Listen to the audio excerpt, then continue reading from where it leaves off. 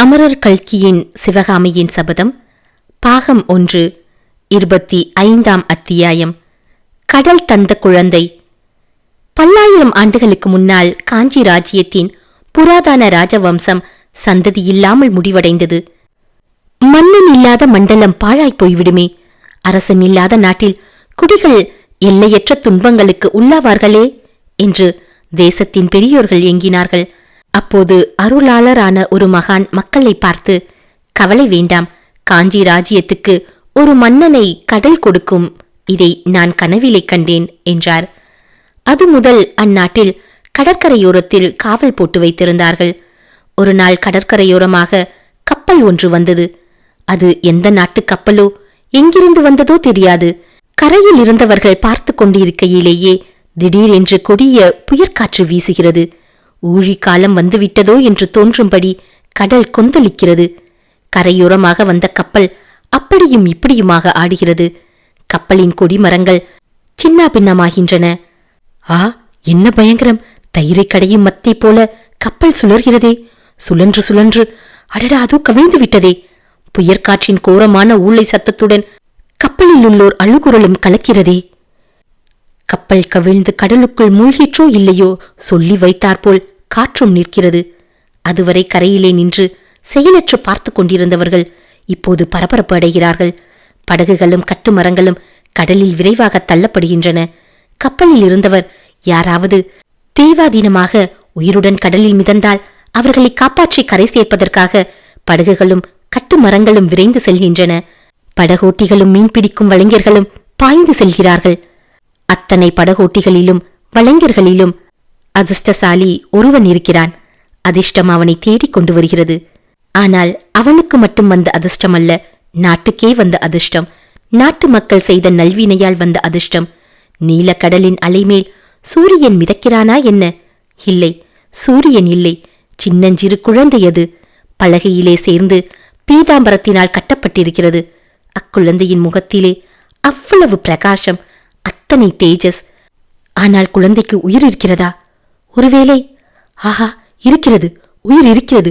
புயலுக்கு பின் அமைதியடைந்த கடல் லேசாக கிளம்பி விழும் இளம் அலையின் நீர்த்துளிகள் குழந்தையின் முகத்தில் விழும்போது அது கிளிக் என்று சிரிக்கிறது. படகோட்டி அடங்காத ஆர்வத்துடன் அந்த பலகையின் அருகில் படகை செலுத்துகிறான். குழந்தையை தாவி எடுத்து கட்டை அவிழ்த்து மார்போடு அணைத்து மகிழ்கிறான். அவனுடைய மார்பின் ரோமங்கள் குத்திய காரணத்தினால் குழந்தை அழுகிறது. படகோட்டி படகுக்குள்ளே பார்க்கிறான். அங்கே கப்பலில் இருந்து இறக்கும் பண்டங்களை கட்டுவதற்காக அவன் அன்று காலையில் கொண்டு வந்து போட்ட தொண்டை கொடிகள் கிடக்கின்றன.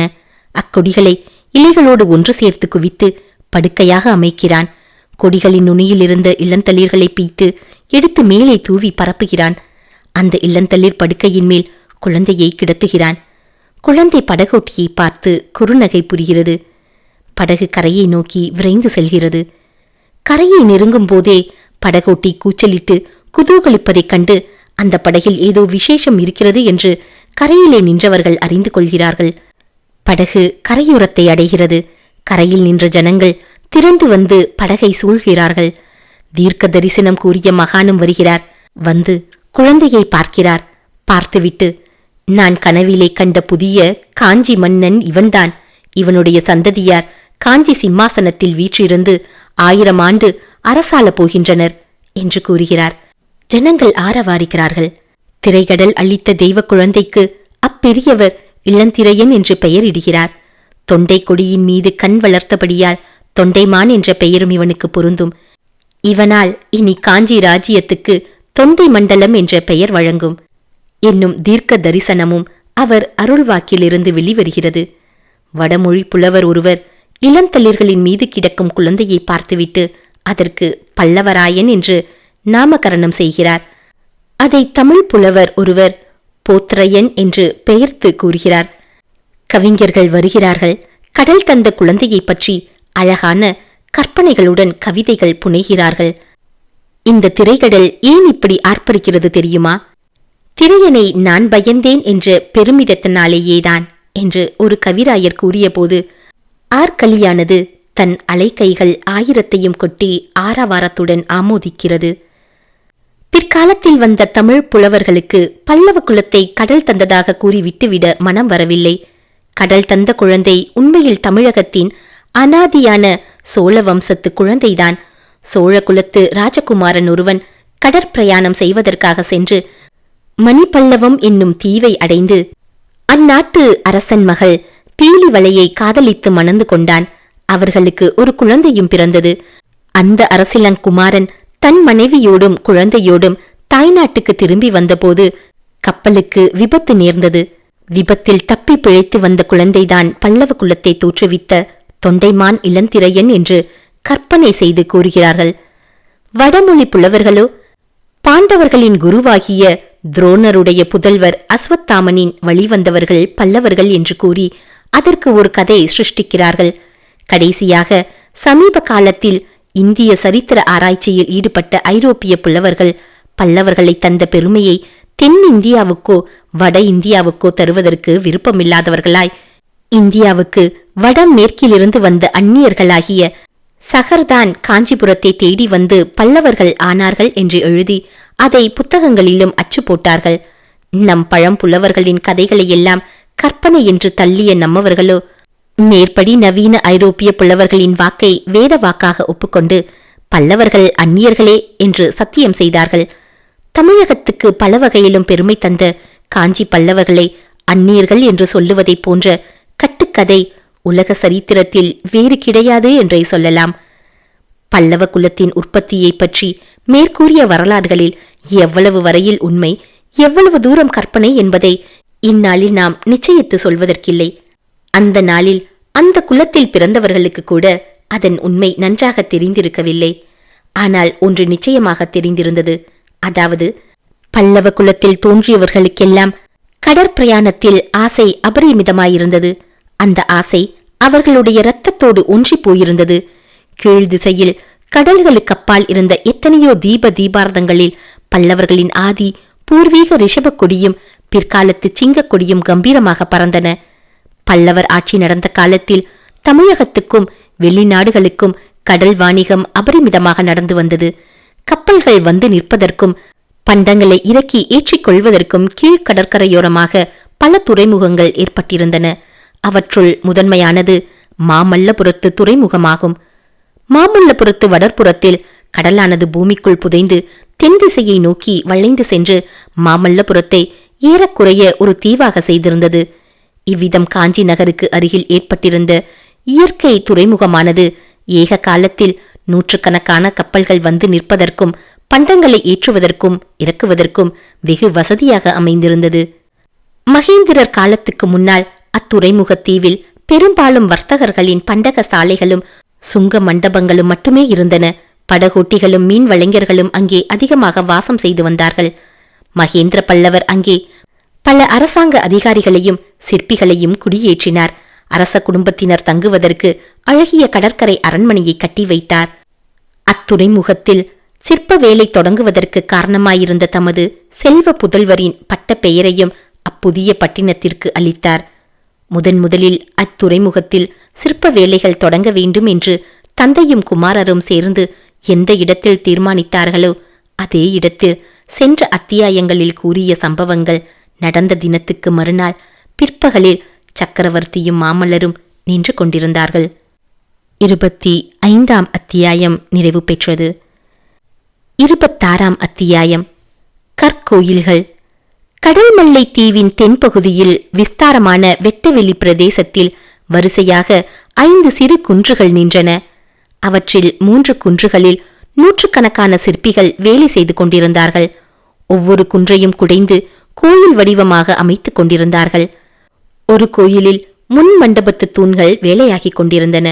இன்னொரு கோயிலில் மேல் விமான வேலை நடந்து கொண்டிருந்தது. 3வது குன்றை அப்போதுதான் குடைய ஆரம்பித்திருந்தார்கள். சிற்பிகளும் பணியாட்களும் தங்குவதற்கான சிறு கொட்டகைகள் நெடுகிலும் காணப்பட்டன. ஆயனரின் அரண்ய வீட்டைச் சுற்றி நாம் பார்த்தது போன்ற நெடித்துயர்ந்த மரங்களோ அடர்ந்த செடி கொடிகளோ அந்த பிரதேசத்தில் காணப்படவில்லை. வடக்கே வெகு தூரம் மணற்பாங்காயிருந்தது. அதற்கப்பால் கடல் அலைகள் வெண்ணுரையுடன் அவ்வப்போது மேலெழும் காட்சி தோன்றியது. தெற்கிலும் மேற்கிலும் சிறு சிறு பாறைகளும் அவற்றை விட குட்டையான புதர்களும் வெகு தூரத்துக்கு காணப்பட்டன. ஆனால் வடக்கேயும் வடமேற்கேயும் பார்த்தால் முற்றும் மாறான காட்சி தென்பட்டது. வானலாவிய பெரிய கட்டிடங்களும் அவற்றின் இடையிடையே நெடிய தென்னை மரங்களும் காட்சியளித்தன. இன்னும் அப்பால் நூற்றுக்கணக்கான கப்பல்களின் பாய்மரத்து உச்சிகளிலே வரிசை வரிசையாக ரிஷப கொடிகள் காற்றிலே அசைந்தாடி கொண்டிருந்தன. சிற்ப வேலை நடந்து கொண்டிருந்த குன்றுகளுக்கு மத்தியில் ஒரு கல்யானை கம்பீரமாக நின்றது. அதன் பின்னால் இன்னும் கம்பீரமாக அலங்கரிக்கப்பட்ட பல்லவ சாம்ராஜ்யத்தின் பட்டத்து யானை நின்றது. யானை மீது வந்த சக்கரவர்த்தியும் அவருடைய குமாரரும் கீழே இறங்கி கல்யாணியின் அருகில் நின்றார்கள். அவர்கள் மீது வெயில் படாமல் ஒரு விசாலமான வெண்குடையை பணியாட்கள் பிடித்து கொண்டிருந்தார்கள். இதே இடத்தில் 7 ஆண்டுகளுக்கு முன்னால் மகேந்திர சக்கரவர்த்தியும் அவருடைய குமாரரும் வந்து இதே விதமாக நின்றதுண்டு. ஆனால் அங்கு நின்ற குன்றுகளும் பாறைகளும் அப்போது மொட்டை குன்றுகளாகவும் மொட்டை பாறைகளாகவும் இருந்தன. அப்பா, அந்த பாறையின் நிழலை பாருங்கள், அது யானையைப் போல் இல்லையா என்றான் பல்லவ குலத்தலைக்க வந்த நரசிம்மவர்மன். அவன் சுட்டிக்காட்டிய நிழலை சக்கரவர்த்தி பார்த்தார். ஆஹா என்று அவர் வாயிலிருந்து புறப்பட்ட வியப்பொலியில் விவரிக்க முடியாத பல உணர்ச்சிகள் துணித்தன.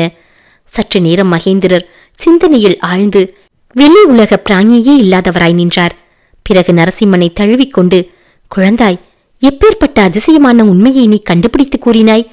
நீ கூறிய வார்த்தையின் மகிமை முழுவதும் உனக்கே தெரிந்திராது என்றார்.